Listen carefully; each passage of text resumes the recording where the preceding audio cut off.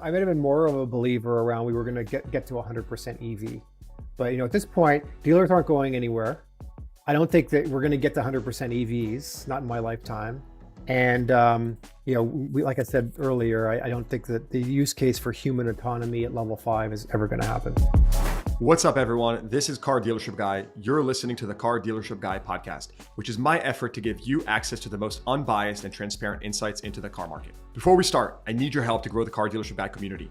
Please take a second to subscribe to the show and leave us a rating below so that more people can benefit from this content. All right, let's get into today's show. Steve Greenfield is founder and CEO of Automotive Ventures, an early-stage auto technology and mobility VC fund that helps entrepreneurs raise growth capital and accelerate their businesses. Steve previously served as TrueCar's Senior VP of Strategy and Business Development and AutoTrader's VP of Product Management and Business Development, where he oversaw the acquisitions of vAuto, Kelley Blue Book, HomeNet Automotive, VinSolutions, and Dealer Science. In this conversation, we talk about how will the car buying experience change for consumers in 5 to 10 years? Are smaller dealerships at risk of extinction? Will auto manufacturers go direct to consumer like Tesla? The most compelling investment opportunities in the EV space, the main trends that Automotive Ventures is focused on, and everything as a service. Will you really have to subscribe to your car's heated seats? Here's my conversation with Steve Greenfield. All views of Car Dealership Guy and any guests on this podcast are solely their opinions. You should not treat any opinion expressed by Car Dealership Guy or any guests as a specific inducement to make a particular investment. This podcast is for informational purposes only.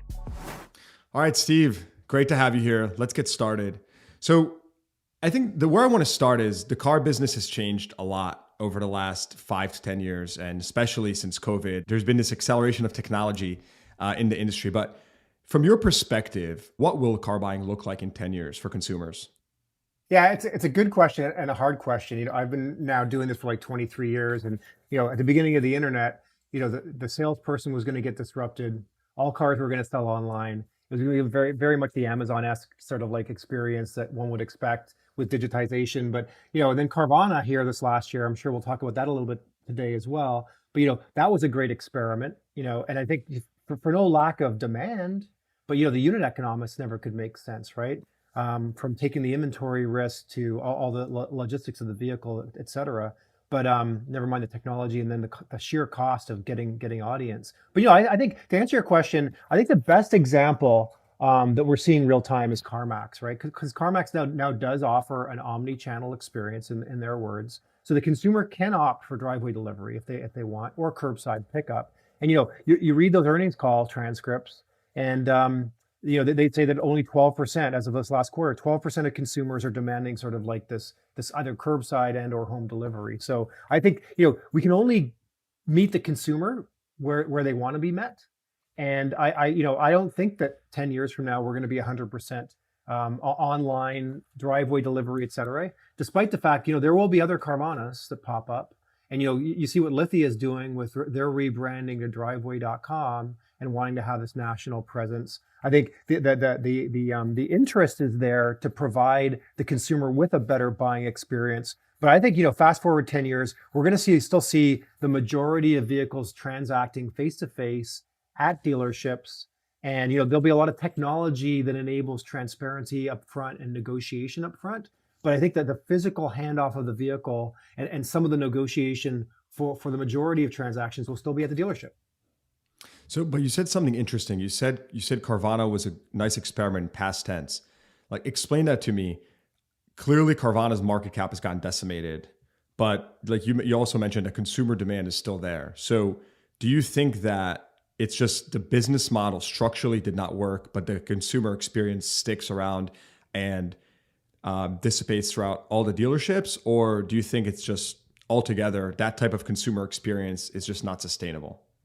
No, I think kudos to the Carvana team. They prove that there is demand for that kind of experience, right? I mean, it was always intuitive that an Amazon-esque experience for car buying, would get support from consumers. I mean, that seems very intuitive, but someone needed to prove that, and the Carvana guys were able to prove that. I think that the unit economics, other than that one quarter where they were profitable, where cars were, for the first time in the history of automotive, cars were actually appreciating the longer you held on to them. That boded well for that one quarter, but beyond that, I think it's really has proven to be for them a very challenging model to make the unit economics work. It would be different, if they didn't have to spend $400 million plus per year in marketing. If you could bolt that experience onto somebody who's already got consumer eyeballs, a la Amazon, a la Walmart, it would be totally different. And you might be able to prove out positive unit economics very quickly. But just the sheer cost of generating that audience on the front end, and then the incremental cost of all the logistics to get the car to people's driveways on the back end, I think just like was really, really challenging for them to prove out positive unit economics.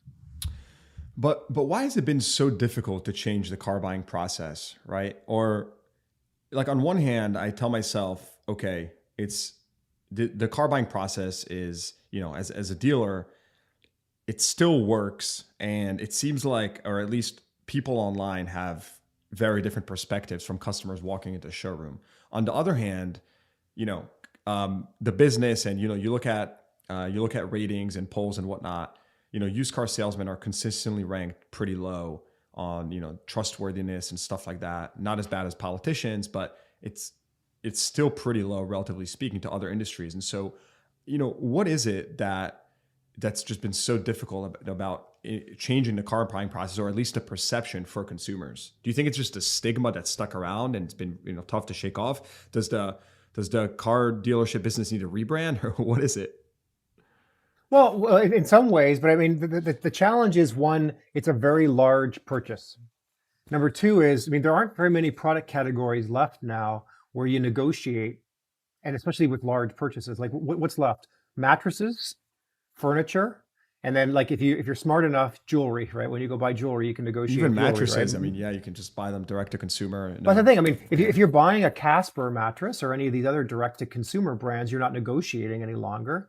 So, I think, and furniture, if you're buying on Amazon, obviously you're not negotiating any longer. So I think we are migrating away from, and Amazon has trained the next generation of shoppers not to negotiate, right? In fact, if anything, price transparency and ensuring, feeling confident you've got the lowest price is really hard on the Amazon experience. They do that deliberately, right? It's really hard to get on and buy a product and be convinced that you've gotten the lowest price, because there's no way to sort low to high like you used to be able to do on eBay. And it's very convoluted. So I think that given that it's a high price good, purchasing is infrequent. There still is discounting, both on new and on used. I think, and there's the uncertainty. You know this better than me, but the uncertainty around whether I will get finance and whether I will be eligible for the incentives that I see online all means that you almost have to go in and talk face to face. If I'm a super prime buyer and I don't want to negotiate and I'm willing to pay MSRP, it's actually pretty easy to buy online. But if I'm not a super prime buyer and I don't know exactly which configuration of car that I want, and I'm not certain if I'm going to get financed and I'm eligible for incentives, I almost have to go into the dealership. So I think until such time as we say every car shall sell at MSRP and or every used car, there's absolutely no negotiation. And we're very clear, hey, if you've got this credit score, you're going to qualify for this bank at this rate, and here's your payment. And you can see what the FTC is trying to do. They're signaling, let's try to force the industry through regulation to get there and be transparent online with what the out-the-door price is. And by the way, commit to what the pricing is for F&I products ahead of time. Well, that's a little utopian. I don't think they're going to be able to. Well, how on earth? Because listen, you finance customers every day, correct? Yep. When a customer walks in, even if they've already got their credit score and they're certain that they're going to get a certain rate, how often are they actually eligible for the rate they think they're eligible for? Not very often. And the reason for that is because the different parts of the business are still so fragmented, or, they're just disconnected. The lenders and the dealers and the F&I products. I think that's one of the things that Carvana did achieve, which is vertically integrating the different parts that make up the car business and then connecting them through technology. And other dealers have done it as well. Like you've seen Alithia do it. There's just other companies that have managed to do that, but it obviously takes a lot of money. It's big upfront spend in order to provide that experience. So yeah, I do agree with you that where there's a lot of upstarts and startups that are trying to make that the norm for dealers, but it's been very difficult. I've tried for a very long time to get all these systems to talk. And it's really, really tough as a dealer. And I consider myself pretty tech savvy. So I can only imagine dealers that are less tech savvy or don't have internet or technology departments, it's probably even tougher. Yeah, so let's dwell there for a minute, right? So if you have the scale, if you're Carvana, CarMax, Lithia, and you have the scale to effectively have your own bank, you write the paper, and have your own F&I company where you approve, and you can, there's no uncertainty around whether a consumer's eligible, what the pricing is for this particular VIN or customer, then yeah, I think that's exactly right. But then, you are thinking about a future where there's going to be huge scale economies, and the giants of the industry are going to win because they're the ones that are going to be able to provide this tight integration and this much more seamless consumer experience. And maybe the vision is that, there can be a few dominant, huge national brands, a la Driveway, CarMax, Carvana, or whoever like replaces Carvana. And then, that's it. And then, the average dealer is going to have a hard time unless they carve out this like niche in their local market where they're differentiated in the minds of the consumer, a hard time ever competing online because of all the disparate systems you said that are really, really hard to stitch together unless you effectively own those disparate systems. So that's a perfect segue because, I wanted to ask you, what happens to small dealerships or dealer groups over the next 5 to 10 years? Do you think they can compete? It sounds like based on what you just said, it's unlikely. But clearly, you run Automotive Ventures. You're bullish on the dealership model and innovation with the dealership model. So can you talk us through that? Yeah, so I think a lot of dealer owners are wrestling with this right now. Given that valuations are higher than they've ever been, is this the right time to get out with all this uncertainty? And some are taking the opportunity to do that. Like with all the headwinds on the horizon and uncertainty, it's time to get out and put some money in the bank.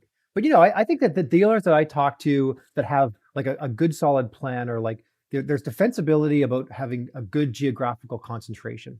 Like there are dealer groups that have 15 stores in 1 or 2 cities, where they've got good representation of a bunch of different popular brands, and then they can harmonize the technology stack, promote that family's brand or whatever that brand is locally, and build up defensibility at least within that one city.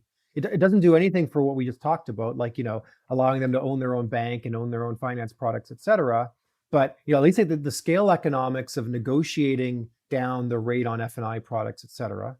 The simplification of going to one uniform tech stack behind the scenes for reporting purposes, et cetera, and at least they get that geographical defensibility. But I think that the single mom and pop stores, right, as they say, are going to have an increasingly hard time differentiating, and especially with everything that's going on with OEMs in many cases on the new side moving more towards like an agency model or some hybrid of an agency model. If tell your us more about exposure is that. only Tell us more about this agency model.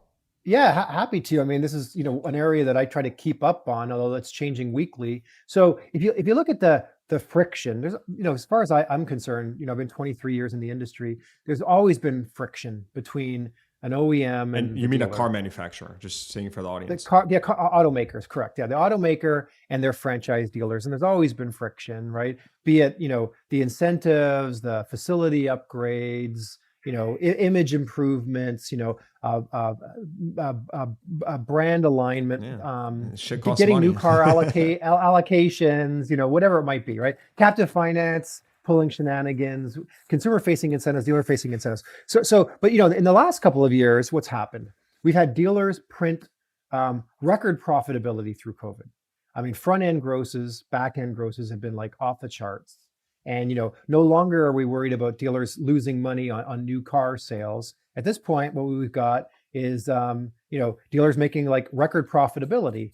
And the OEMs have been watching this and saying, "Oh, this is interesting." COVID has subjected us all to an interesting experiment, right? If you've got cars that all sell at or above MSRP, and we can dial down the incentive spend, and every car that we produce gets sold almost immediately, if not in advance. Suddenly it's like, oh, the whole supply chain makes more money. The OEMs make more money. The dealers make more money. The consumer obviously, has issues that you always talk about. And now we're going to have a bunch of consumers that when they go into trade in 3 years or sell their car, they're going to be way, way underwater because they've overpaid for these cars when they first bought them. But the OEMs have said, okay, well, what have we learned through COVID? Well, let's try to build an environment where every car sells at MSRP, and consumers are much more conditioned for build to order because everyone's going to make more profit. The other thing is, the OEMs, I would say in general, and maybe I'm generalizing here, are dissatisfied with the inconsistency of the consumer experience in the dealerships. Something you mentioned earlier, OEMs aren't happy that dealers' reputations aren't very strong with consumers, and consumers hate having to spend 4 hours at the dealership buying the car. The OEMs aren't happy with any of this and haven't been for some time, and they're like, oh, interesting. Well, what if we owned more of that consumer experience and we get the consumer to go to Hummer.com and put a down payment on a vehicle and wait for that vehicle to be produced? We could still have the dealer be the point of delivery for that car, but no longer will they be haggling with the dealer. All of the negotiation on price, the trade-in, and the F&I products will all get basically negotiated online in a pleasing experience, and then the dealer will be a point of distribution and will help service the cars afterwards. Is that realistic?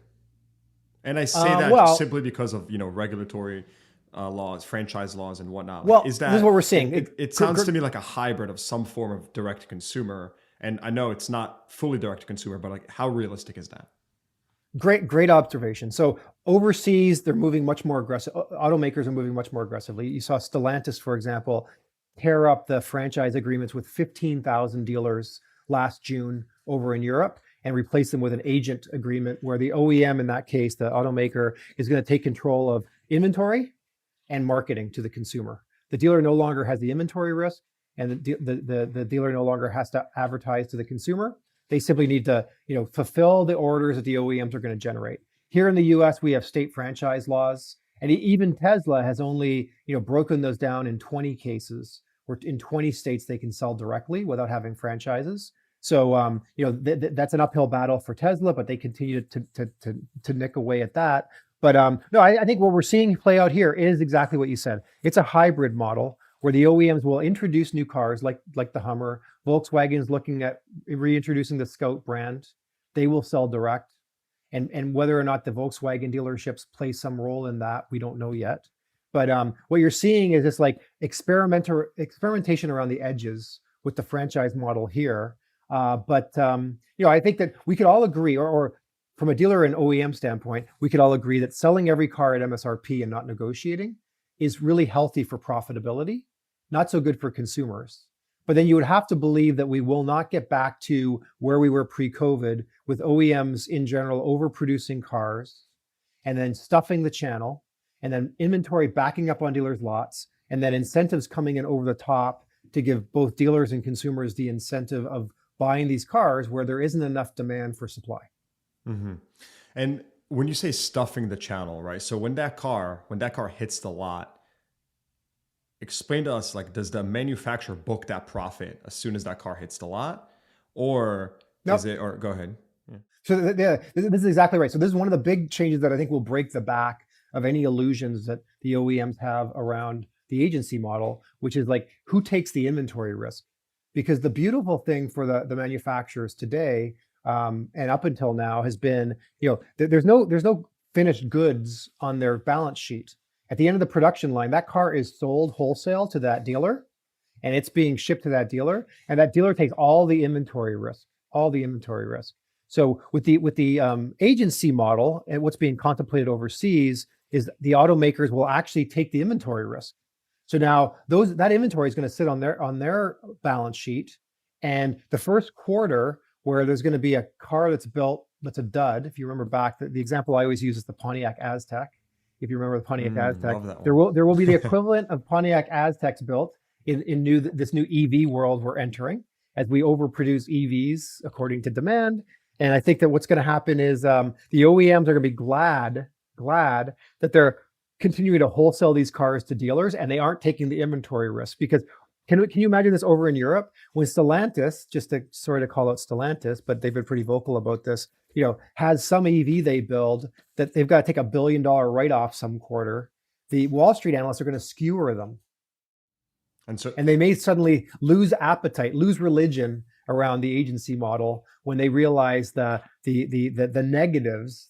negative ramifications of potentially holding inventory on their balance sheet, where you've got like massive losses because the cars depreciate so dramatically in some So cases. you mentioned EVs. I get asked about EVs all the time. It's a super, super hot topic, especially on the internet and the Twitterverse. And specifically, you just mentioned overproduction. Do you think we're kind of going too headstrong into the EV segment relative to demand? How do you see this playing out? Yes. Why? Do you want me to elaborate? Absolutely. So yes. So I think yes. I mean, if you look at Automotive News, they said recently that there will be 150 new EV models over the next 2 years. We're seeing dramatic, aggressive stimulation from the U.S. government to try to get people to buy these things. And at the end of the day, I think that there just isn't going to be the demand maybe that a lot of people are forecasting. Not that there isn't demand. I think for certain use cases, EVs are awesome, right? But I mean, for many use cases across the U.S. is a vast area. You see 1 in 5 chargers aren't working right now, according to JD Power.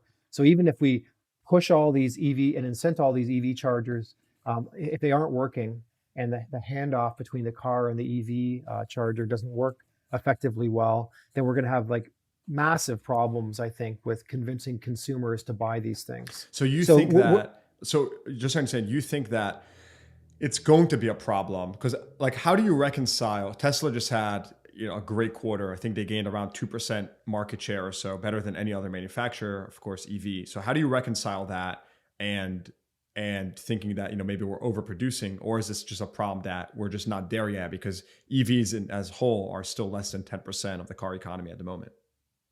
Yeah, so I suspect that we'll top out at around 25 to 30%. There's no magic to that, but I think that to me that's like the natural demand. You talk to people, and or you see data that shows people like they're buying EVs as a second vehicle in a household. That makes a lot of sense. Or I'm in a dense urban area, right, where I can either ensure that I've got charging at home or charging somewhere at work or wherever it might be. So I've got charging that I can feel confident is going to work when I get there and be available. But I think that there are a whole bunch of use cases, pickup trucks that need for commercial purposes and towing capacity. Don't know if they're going to be able to figure that out, right? In terms of like the degradation of range. People who commute long distances and have serious range anxiety. How are we going to address some of these use cases across the U.S.? So, and then just general, people are pushing back. You see this; it's become a very politicized topic.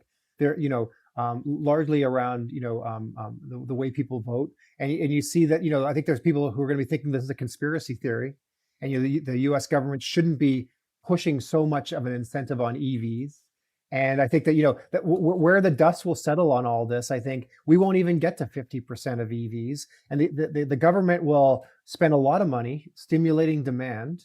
And then, when the incentives run out, the truth will be told in terms of what actual natural demand is. And I don't think that in this country, in the US, where you and I live, I don't think that anytime, while we're alive, the US government's going to ban ICE cars. I could be wrong. They could ban ICE cars, but I just don't think that that's going to happen in this country. Yeah, I mean, I think that's stupid as well. I think there just needs to be a healthy balance. I've mentioned multiple times, I've been very vocal about, these proclamations of going all EV or one direction or the other. I just think that, like there needs to be a healthy balance and let the free market decide over a decade what the market should look like. But I do agree with you there that like banning ICE, banning this, banning that, only EV, only high, like there should just need to be a healthy balance. And, at the end of the day, we just can't do a complete transition. I think about it from a business perspective, right? You want to try a new product, you want to expand to somewhere, you're going to do a pilot. Right? You're not just going to go and put all your eggs in one basket and, burn the bridges. No, you're going to run a pilot. You're going to test. You're going to see how's it performing.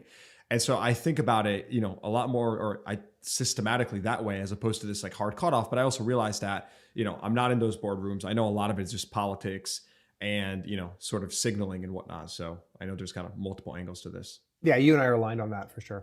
So let's talk about some juicy stuff on EVs, because this is where I'm interested to kind of pick your brain or get inside your thoughts. where do you see the opportunities in the EV space? Like what's the picks and shovels, right? You've made some investments, which feel free to, if you want to mention any here, go for it. But you've made some investments in this space. Clearly, if we're at, sub 10% today market share for EVs, and you said yourself that you think it's going to peak around 25% or so, and that's just your guesstimate, but nonetheless, that still, accounts for more than doubling the current market shares. So there's still room for growth. And so, what are the picks and shovels here, right? Where is the value creation, or who's going to capture the value in this kind of transition to some percentage of market share of EVs? Yeah, no, it's a great question. So almost anywhere you look, you can find opportunities. I mean, there's huge strides being made in battery chemistry. One is to, get more density per kilogram, and that'll allow us to increase the range. But equally important is like charging speed. And there are companies out there that are building prototypes that allow you to charge a vehicle in like 5 minutes. So clearly, like if we can build lighter batteries that have more power, you can think of aircraft use cases for short hop aircraft commercial. You could think of sort of like cars that will weigh less and run for longer range per charge. If we can get to charging at 5 minutes of charge, it'll be miraculous, right? We wouldn't have to really worry about installing as many chargers, because the chargers can charge the cars so quickly, you can just cycle the cars through really quickly. So that's battery chemistry. I think charging infrastructure is very interesting. It's always amazing to me to see that JD Power study with 1 in 5 chargers just doesn't work today. So it's driving Mercedes and Hyundai, to think through like, should we build our own proprietary, which is exactly the wrong thing to do, obviously for many reasons, but their own proprietary charging network where, Mercedes chargers will only work with Mercedes. Tesla chargers will only work with Tesla. So, we're going to have this proliferation of proprietary charging stations all over the US. Doesn't make any sense. But, because it's just really hard to build a charger and then be agnostic to 30 different brands with different charging heads, the plug configuration, et cetera. Like we have separate gas stations based on brand.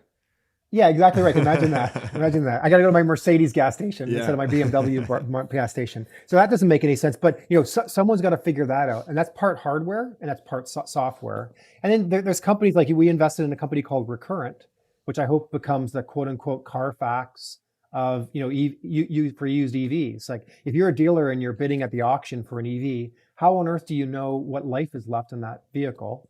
And then how do you turn around and retail that to a consumer and give them confidence that there's remaining life left on that battery, right? So, I mean, someone's got to be able to analyze these batteries for the used use cases, of which there are many, and propose that. And then the last one I'll mention is, charging infrastructure is very interesting. So we're about to invest in this company out of the UK that effectively has what I would call like a daisy chain for a fast charger.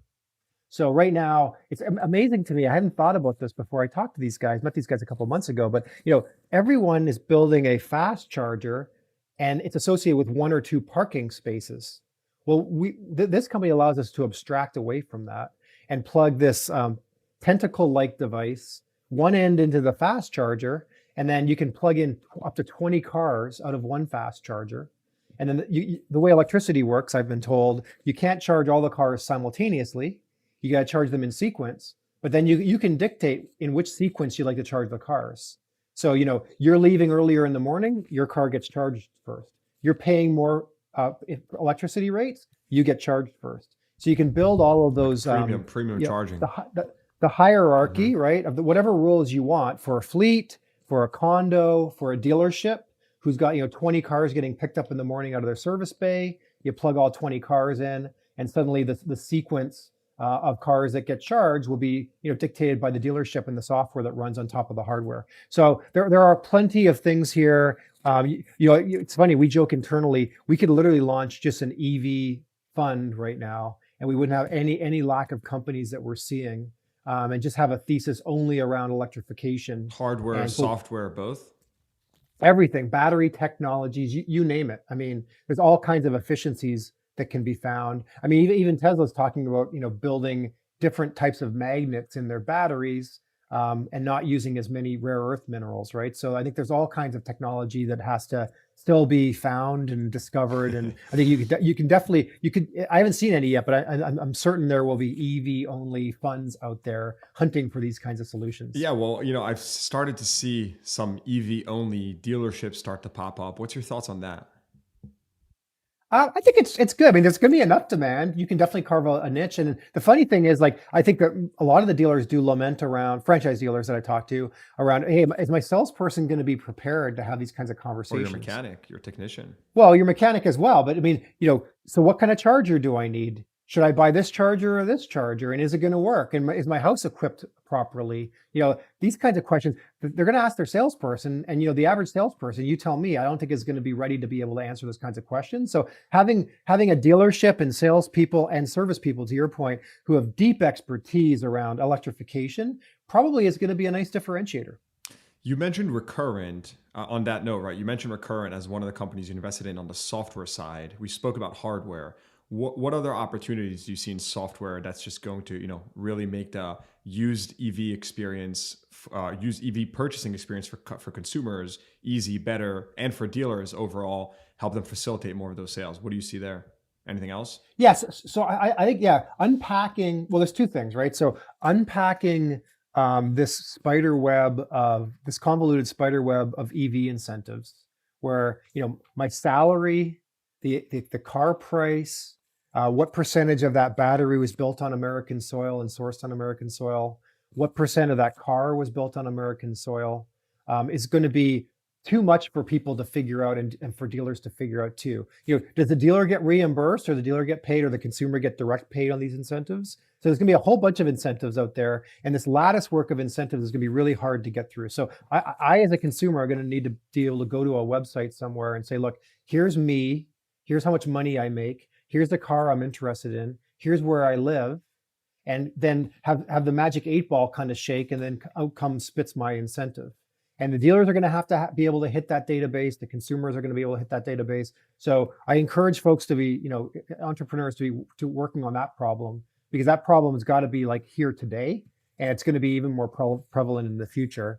And I think that the other is probably charging. I would say that then you think about the search experience. So I'm going to go to a website and I'm going to try to search for a car. And I'm going to want on a used car or a new car, want to be able to search by range and remaining range on that vehicle, on a used vehicle. What's the battery condition? So the whole new cluster of like filters that someone's going to have to be able to access on these third-party sites and dealer sites to be able to accommodate the unique EV properties. And then even sort of like chargers and which charging network will accommodate that EV. And then I think there's the whole layer of software that has to sit on top of these chargers themselves. And I think part of the problem, part of the reason that we've got 20% of chargers not working is because we've got software incompatibilities, and the software layer itself needs to get smarter. And there are companies that still need to be built in that area. Yeah. And I think also dealers, I mean, you mentioned consumers buying EVs, but, I see it with dealers as well. Like, unsure, should I buy this EV versus this one, and this Tesla versus that one? And is this one in better condition? So I think having better informed dealers that are able to source better quality cars and then, of course, sell those to consumers is going to be another opportunity as well. 100%. Yeah. I mean, I can only imagine poor dealer walking into an auction lane and seeing a Tesla and not really having bought Teslas in the past. How do you buy your first Tesla and not make a mistake? It's not easy, especially, when the price drops happened, and then, the Tesla new car price drops happened, and then that impacted used cars. So, some dealers did take a bath, and, that was temporary. It doesn't mean that you should never buy or sell an EV again, but it was definitely added a layer of risk that, made dealers think twice, wait, whoa, like suddenly there's price risk. And it wasn't only Tesla.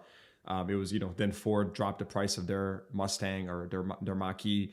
And so there's suddenly the OEMs, there's all these price fluctuations happening, and it just adds another layer of risk to the business. So going a bit more big picture, we spoke about EVs and some opportunities, but what are general trends that you're focused on investing in right now? Like, what's the hottest areas, or maybe not necessarily hottest, but what's the most important areas that you're focused on when you're looking for companies and opportunities right now? So I'd love to run this by your viewers and see, if you get some feedback, and anybody who wants to reach out to me directly can. So I wrote about this, last week in my Intel report for April. But let me run this by you, because you and I haven't had a chance to catch up on this yet. But talking to dealer owners, I've been struck with this use case. So features on demand. right? So we're going to enter this era where the vehicle features themselves are going to get unbundled. And then you're going to be allowed as a consumer to make the choice. Do you want to pay for full self-driving upfront or by the month? Do you want to pay for, the cold weather package upfront or by the month? And you could see a world a couple of years from now where many of the features on the car that were built into the car on the production line are only unlocked by consumers who want to pay per month. So now, I'm paying $99 a month for a bundle of features that I didn't activate when I first bought the car. But as I made more money or got a bonus, I decided, let me get rear heated seats, whatever Does that happen, right? Steve? And I don't want to cut you off because you're making a great point, but like, no, fire away. No, I'm saying, do we actually get there to the point where I forget how the term for this, like subscription, whatever, of everything like that. Do we really get to that point? We're already there. I mean, look at your credit card and like you're paying for Disney Plus and Netflix and Hulu and whatever else. I mean, we're already getting there. And like are you an Amazon Prime customer? Yes, you are. Of course. Right. Of course you are, because everybody is in America. So I think we're already there. And yeah, people have this visceral reaction. But the truth is, I only want to pay, and younger people than me will only want to pay for heated seats during the months they use them. Wow. And if I don't use them, don't charge me, right? So, I mean, if there are features that I use a lot, charge me. And if there are features I choose not to use, then don't charge me. I think that's good, right? That's price discrimination in a good way. But anyway, so let me run this by you. So you're in the auction bidding on a car and you're looking at a 3-year-old BMW 3 Series. And you drive it around the auction lot and you're like, oh, this is a pretty good car. It's got obviously got some extra horsepower and, it looks like the battery range is like 500 miles or whatever. But what you don't know is that when you get that car back to your lot, which features that you are experiencing right now are going to be deactivated because the owner is about to cancel them on their credit card.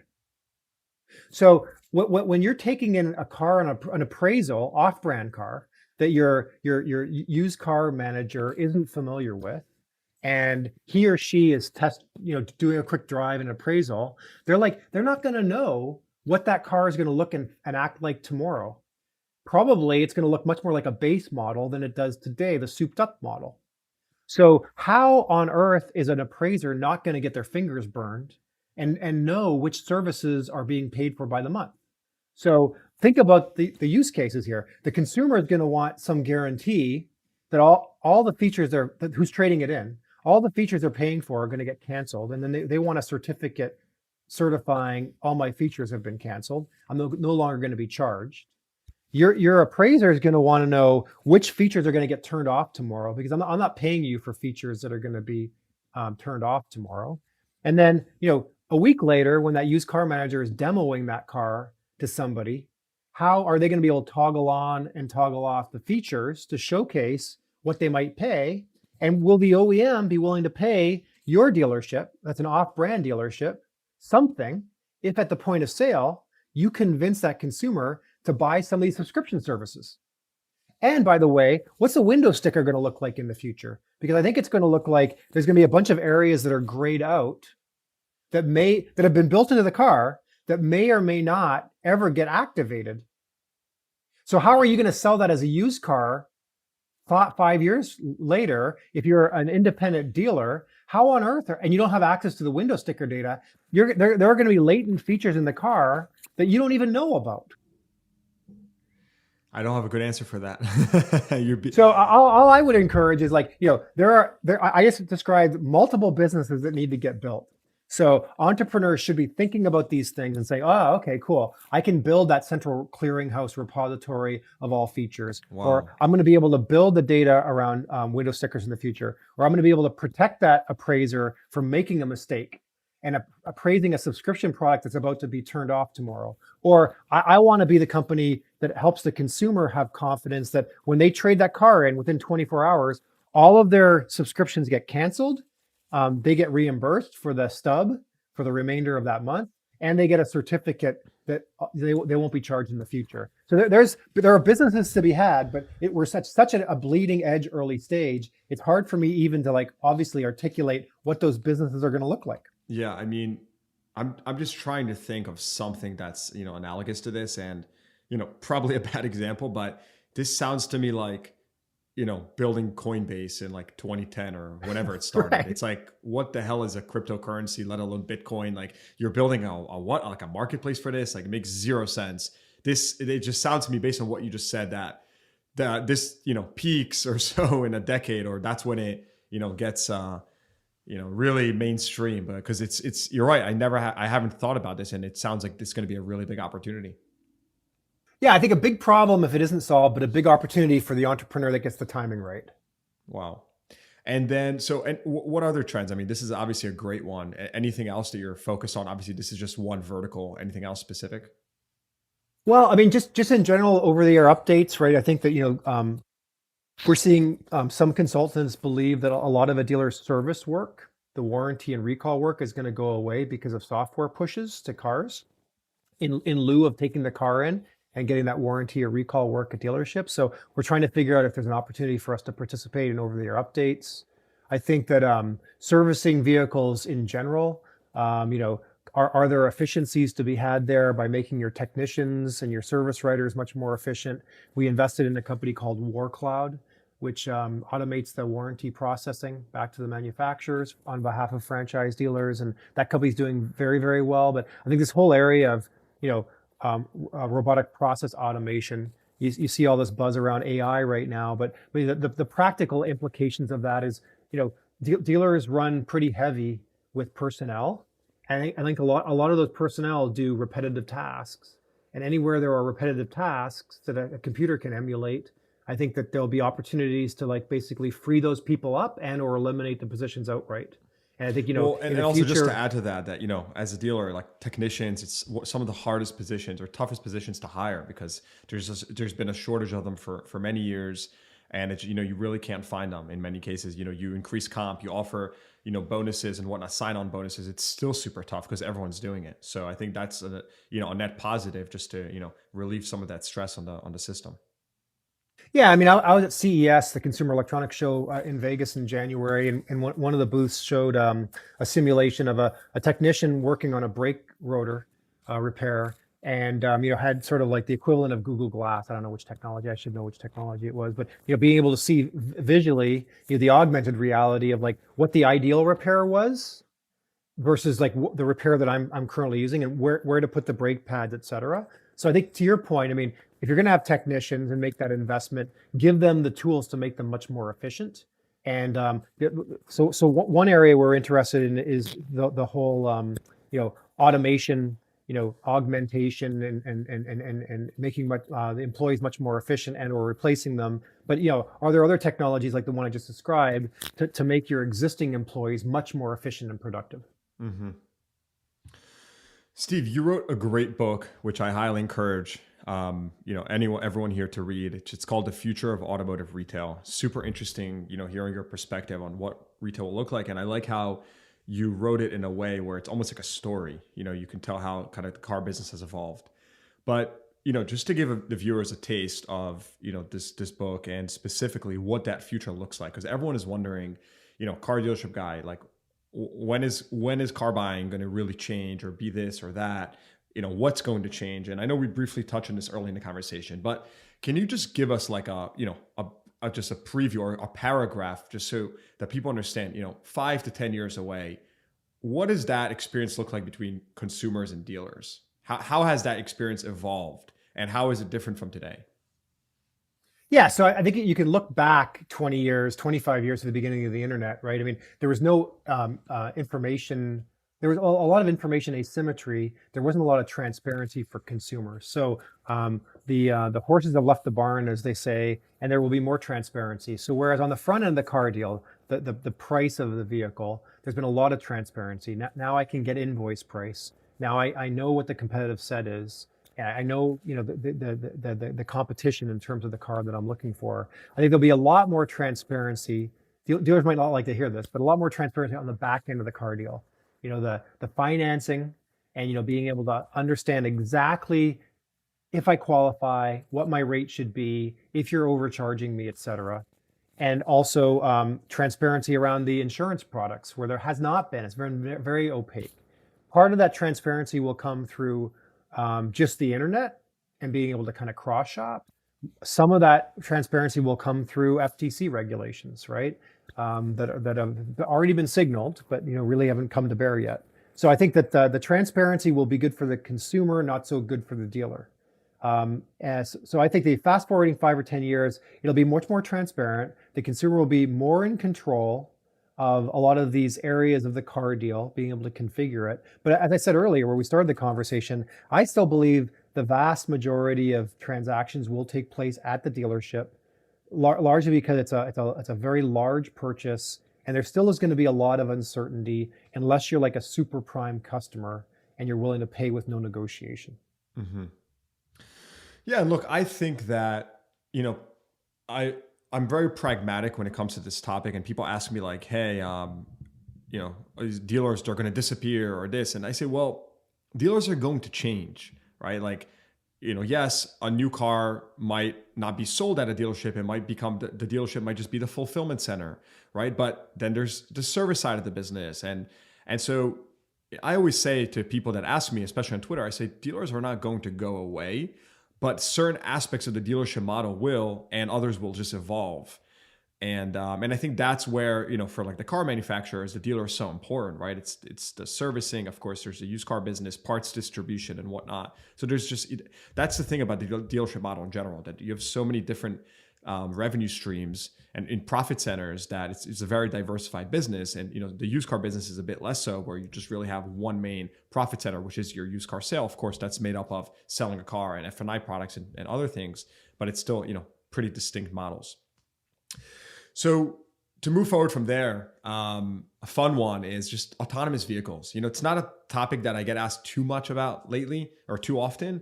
I used to get asked about it a lot more. But is this going to happen? When is it going to happen? Are we talking like 5 years, 20 years, ever not happening? What's your take on AVs? Yeah, it's funny. There's a slide that I show from back in 2013. I think it's Morgan Stanley had said that by this point, half the cars on the road would be like fully autonomous, and it would decimate, new car sales because the cars would be much more efficient. There was this stat I remember people talked about the average car is only being used 4% of the time. And if we could increase that utilization rate, then we have way too many cars, right? For the mileage driven. So and every Uber, I believe Uber's business was built on the premise that they thought that autonomy was coming, and the only way to squeeze positive unit economics out of Uber were to have remove the drivers entirely. But that's another topic entirely. I think that my short answer would be for human cargo, moving humans around. Level 5 full autonomy is never going to happen. Wow, that's bold. I think that for moving non-human cargo around, we're already seeing evidence of it, right? Whether it's Amazon flying drones and dropping off packages, whether what they call on roads platooning. You're going to see this soon, which is going to freak people out. But if you remember the Logan movie, the Wolverine movie in the future, you're going to have basically a platoon of semis. In the first cab, you'll have a human driving, but every subsequent cab and trailer, there won't be humans driving. They're just going to follow the rules, follow directly behind that first semi on the road. And these things will be doing long haul trucking across the US. It's going to alleviate any challenges we have with labor shortages around long haul trucking.